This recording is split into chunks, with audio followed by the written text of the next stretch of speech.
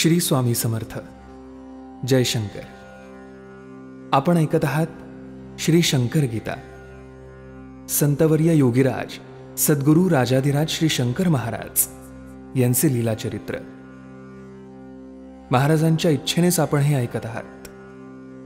महाराजांची कृपादृष्टी आपल्यावर आहे. महाराज हसून दोन्ही हातांनी आपल्याला आशीर्वाद देत आहेत असं चित्र डोळ्यासमोर आणा आणि त्यांचं स्मरण करा. जय शंकर. अध्याय 3. वंदन शंकर महाराजांचं आपल्या सर्व भक्तांचं या चरित्र यज्ञास करून घ्यावे सहभागी.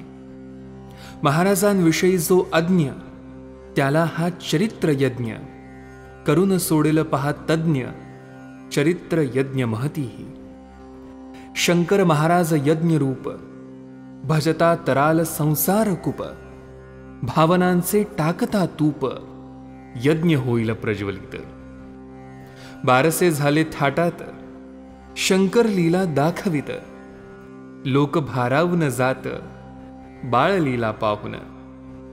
शंकराची व्यवस्था समस्त माता पिता करी व्यवस्थित. त्याची सर्व काळजी घेत सांभाळीत प्रेमाने. उणीव त्याला भासू नये, कमी काही पडू नये, त्रास त्याला वाटू नये, काळजी घेत नेहमी. उपासना शंकराची घरात, इकडे शंकराचं सांभाळीत. दिनचर्या दुहेरी चालत, चालली ऐशी शिवभक्ती. शिवास अभिषेक करीत, शंकराचा अंघोळ घालत. शिवास नैवेद्य दाखवित, जेवू घालत शंकरा. इकडे शिव होई प्रसन्न, शंकर जाई आनंदून. माता पिता जाती गढून, दिनचर्येत यापरी. तेवढ्यात म्हणे शंकर, मी आता जातो दूर. आज्ञा द्यावी मज लवकर, विनंती माता पित्यास. माता पिता गहिवरले, ब्रह्मांड त्यांना आठवले. ते काहीही न बोलले. तेव्हा शंकर म्हणाला, आई बाबा दोघेही माझी काळजी मुळीही करू नका कसलीही. लहान आता मी नसे, तुमचे दुःख जाईल. संतान जुळे होईल, त्यात आनंदून जाल. सर्व व्यवस्थित होईल. आपणास परवानगी देण्याची न इच्छा माता पित्यांची. शंकराने जाणून तसेची राहिले ते घरात. पुढे माता होई आनंदित, शंकर कृपे तीज दिवस जात. कडक डोहाळे लागत, मोहरून गेली ती. पत्नीची अवस्था पाहून चिमणाजी गेला हर्षून. दोघे शिवोपासनेत रंगून आनंदाने राहिले. शंकर आपणा जे म्हणाला त्याची प्रचिती आपणाला. आली वाक्सिद्धी शंकराला, आहे म्हणे चिमणाजी. शंकरांनी जे सांगितले त्याचप्रमाणे घडून आले. चिमणाजीस जुळे झाले, 2 पुत्र जन्मले. जन्मोत्सवाचा आनंद घरात अगदी निनादे मोद. शंकराची त्याला साद, लोकचकित जाहले. बारसे झाले वैभवात, लोकांतापुरचे जमत. खरे भाग्यवान चिमणाजी असत, लोक म्हणती सर्वही. माता आनंदात डुंबत, चिमणाजी सुखात पोहत.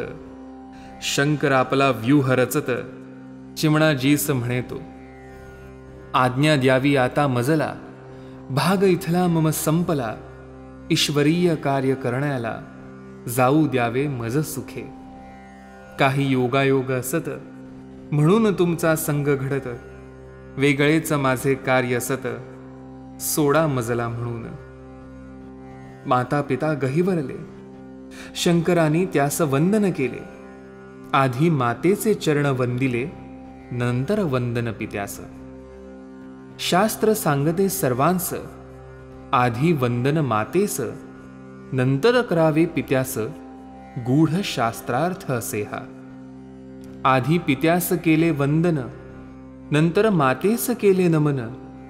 दोष येतसे यात घडून, शास्त्र वचन असेच. प्रथम पूजा करावी गुरुची, नंतर करावी देवाची. आज्ञा असे ही शास्त्राची, शास्त्र वचन असेच. आधी पूजा केली देवाची, नंतर केली गुरूंची. निष्फलता त्या पूजेची, दोष लागे शास्त्र हे. माता पित्यास वंदून, आज्ञा त्यांची मिळवून, अंतापूर गावातून शंकर महाराज निघाले. महाराज जाता घरातून, ओहताना वियोग होऊन. ऊर आले दाटून, वियोग दुःख ओसंडे. दोघांच लागली हुरहुर, वियोग दुःखात दोघे चूर. आठवणींचा मनी पूर, काळ ऐसा चालला. वियोग दुःखावर जहाल, औषध रामबाण काळ. निसर्गाची ही कमाल, फार मोठी असेच. जसजसा काळ हो जाई, तसतसे वियोग दुःख कमी होई. पुढे तर आठवण बुजून जाई, काळ असा समर्थ. जाताना अंतापुरातून लोक त्यांचे घेती दर्शन. मार्गातील झाडे वाकून नमन करती शंकरा. अंतापुरातून जाताना सर्वांनी पाहिले महाराजांना. पुढे कोणत्याही लोकांना दिसले नाहीत शंकर. 3 पावलात त्रिभुवन, ज्यांनी टाकले व्यापून. त्यांना अशक्य काय आणखी, अंतराची तमाना. कोठे अंतापुर नगर, कोठे हिमालय शिखर. विस्तीर्ण केवढे अंतर, त्यातून अष्टावक्र हे. शक्य कसे चालत जाणे, चालत अशक्य पोचणे. त्यातून हिमालय चढत जाणे, मानवास अशक्य. परी शंकर महाराज चढून गेले नगराज. न चालताच अगदी सहज हिमालयावर गेले ते. निसर्ग सारा पाहिला, काही दिवस मुक्काम केला. नंतर हिमालय धुंडाळला, प्रसन्न त्यांना वाटले. नंतर केदारेश्वरावर जाऊन 12 वर्षे तेथे राहून, नंतर प्रयाग क्षेत्र पाहून निवास केला त्या स्थळी. गंगा नदी अध्यात्माची, यमुना नदी विज्ञानाची, सरस्वती ती भक्तीची. त्रिवेणी संगम प्रयाग. गंगा यमुना सरस्वती, त्रिवेणी संगम पवित्र अति. याच त्या संगमावरती राहिले महिने 15. त्रिवेणी संगमावरी राहिला जणू त्रिनेत्रधारी. निवांत तेथे वास करी, स्नान 3ही नद्यात.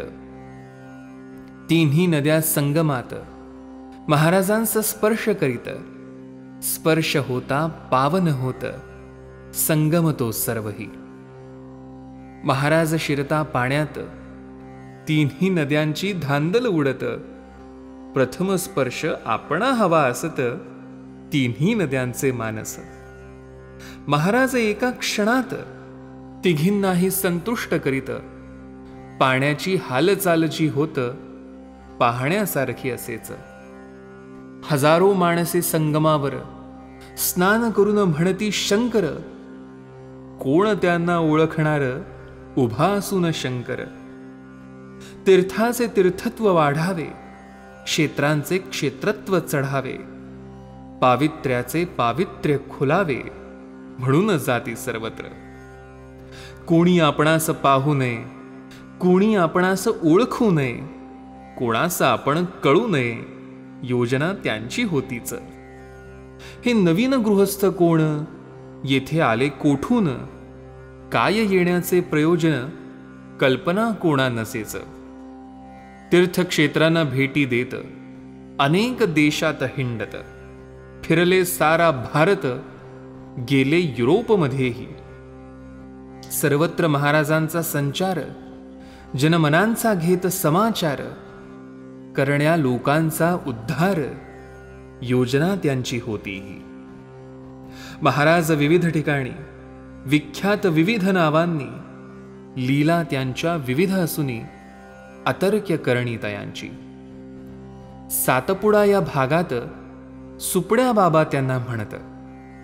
मध्य प्रदेशात विख्यात गौरी शंकर म्हणून, देविया बाबा म्हणून ख्यात गुजरात या देशात, जॉन साहेब त्यांना म्हणत युरोप खंडामध्येच, रहीम बाबा म्हणून ओळखतात त्यांना यवन, शंकर महाराज म्हणून महाराष्ट्रात ज्ञात ते, कुंवर स्वामी समर्थ म्हणतात खानदेशात, ख्यात पाश्चात्य देशात सेंट जॉन्सन साहेब, पंढरीनाथ पंढरपुरात, टोंबो म्हणत आफ्रिकेत, नूर महम्मद खान अरबस्तानात, लहरी बाबा मध्य प्रांतात, मद्रासकडे गुरुदेव म्हणत, अशीच विविध नावे असत, प्रत्येक देशात ते राहत, सहस्त्र नामे तयांची, विविध प्रकारच्या देशात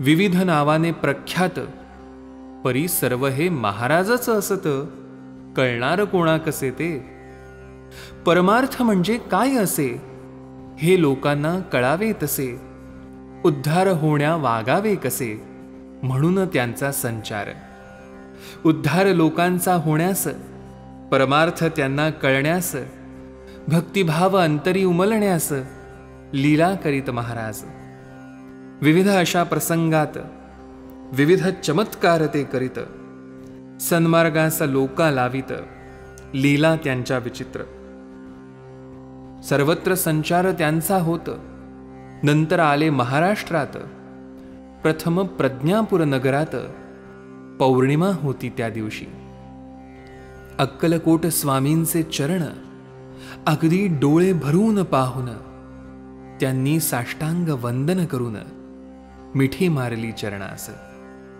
दर्शन स्वामींचे घेऊन अष्टभाव आले दाटून, महाराज गेले आनंदून, अपूर्व दर्शन जाहले, साष्टांग करता नमस्कार, अक्कलकोट स्वामी तुष्टले फार, आनंद दोघाही हो अपार, स्वामी समर्थ प्रगटले, उठवून शंकर महाराजांस, भेटले एकमेकांस, दोघांचेही त्या समयास बोलणे झाले निवांत, समर्थांच्या समाधीने ऐकिले उभयतांचे बोलणे, समर्थांच्या आज्ञेने तेथून निघाले महाराज, सोडून या प्रज्ञापूर गाठले त्यांनी सोलापूर, आपल्या नादात असती चूर, आले दत्त चौकात, त्या दत्त चौकातून जुने दत्त मंदिरावरून शुभराय मठ देखून महाद्वारी थांबले, त्या शुभराय महाराज मठात मठाधिपती महंत जनार्दन बुवा ते असत, भगवत भक्त संत ते, मठाच्या सभा मंडपात जनार्दन बुवा भजन करीत, भजनात अगदी रंगून जात, गात शास्त्रोक्त संगीत, त्यावेळी रागदारीत भजन त्यांचे चालले असत, जनार्दन बुवा खड्या आवाजात राग गाती शंकरा, शंकरा राग शंकर ऐकत, उभे महाद्वारात, उभे राहूनच ते गरजत, अल्लख म्हणून जोराने, जनार्दन बुवा भजनात अगदी तल्लीन झाले असत, त्यांच्या कानी गर्जना पडत, पाहू लागले तिकडेच, त्यांना महाद्वारात भगवान दत्तात्रेय दिसत, दिव्य तेजस्वी अद्भुत दर्शन झाले बुवांना, रूप अत्यंत मनोहर, मनमोहक अति सुंदर, आनंदले बुवा फार, भावावस्था प्रकटली, अष्टसात्विक भाव सगळे त्यावेळी जागृत झाले, मन आनंदाने मोहरले, अनुभव दिव्य घेत ते, काही वेळ असाच जात, बुवा मग भानावरती येत, लगेच महाद्वार ते गाठत, दिसले शंकर महाराज, पाहून महाराज श्री शंकर घातला साष्टांग नमस्कार, आनंदून गेले फार, जनार्दन बुवा त्यावेळी, जनार्दन बुवांनी धरून हात, महाराजांचं नेले मठात, जमलेले लोक दर्शन घेत, भक्तिभावे आदरे, बुवांनी पाहून महाराजांना ठेवून घेतले आपल्या सदना, आनंद वाटे त्यांच्या मना, महाराज येता मठात. महाराज शुभराय मठात, कोणाकोणास हे कळत, दर्शनासाठी लोक येत शुभरायांच्या मठात. महाराज आल्यापासून शुभराय मठ गेला फुलून, गर्दी लोकांची होऊन लोक येती दर्शना. शंकर महाराज राहत, शुभराय महाराज मठात, बरेच दिवस मुक्काम असत महाराजांचा मठात. शंकर महाराज पाहत असे, रूप काळे सावळे असे, शरीर यष्टी खुजी दिसे अष्टावक्र बांधाच. दोन्ही डोळे टपोरे, हिऱ्यासारखे चमकणारे, मोठे तेजस्वी ते पुरे भव्य भाल प्रदेश. दाढी मिशा भारदार, डोक्यावरती केस फार, हा सर्व केश संभार अस्ताव्यस्त नेहमी. महाराज नेहमी असत अगदी बालभावात, बालकासारखेच वागत हातवारे तसेच. महाराजांचे हासणे निरागस बालकाप्रमाणे, महाराजांचे बोलणे बालकासम बोबडे. महाराजांचे बोल बोबडे, समजण्यास पडे मोठे कोडे. नवीन माणसा न उलगडे महाराजांचे बोलते. बोल त्यांचा ऐकू येत, परी शब्दांचा उलगडा न होई. बोलणे वाऱ्यावरती जाई, बोध न होई मुळीच. चहा, सिगारेट आणि खिचडी यांची त्यांना विशेष गोडी, या वस्तूवर विशेष आवडी महाराजांची असेच. आजानुबाहू महाराज, गुडघ्याखाली अगदी सहज, हात पोचत हा करसाज अक्कलकोट स्वामींसम. दोन्ही हातांच्या बोटात अंगठ्या महाराज घालत, 8 बोटे ती चमकत सुवर्ण मुद्रांमुळेच. या अंगठ्यांमधली रत्ने जी जडवलेली चमकत असती पहा सगळी अंगठ्यांचे वैचित्र्य. महाराज वाढवित दाढी जटा, डोक्यास जरीचा भव्य फेटा, गळ्यात शोभे सुवर्ण कंठा, रत्न जडित साजहा. कधी पॅन्ट कधी धोतर, घालीत छाटी कधी विजार, कधी रेशमी पितांबर, कधी तर ते दिगंबर.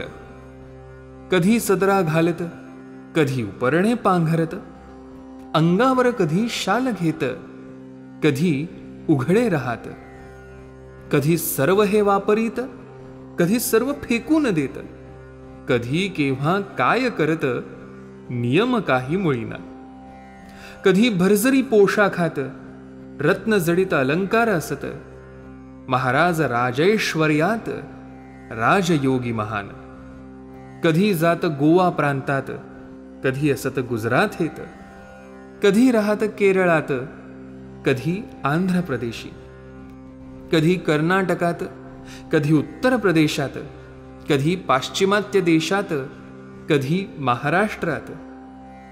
प्रवास एवढा अचाट, एवढ्या दूरचा फाट, करीत अगदी बिनबोभाट, कसा करीत गूढ हे. अंग तर वाकडे असे, चालत जाणे शक्य नसे. एवढे प्रवास केले कसे, त्यांचे त्यांनाच ठाऊक. वंदून शंकर महाराजांचे प्रवास 3रा अध्याय हा खास येथे झाला समाप्त. संतवर्य योगीराज सद्गुरू राजाधिराज श्री शंकर महाराज की जय. या अध्यायातील कोणती ओवी आपल्याला भावली, यातलं काय हृदयाला भिडलं, हे कमेंट करून नक्की कळवा. श्री स्वामी समर्थ. जय शंकर.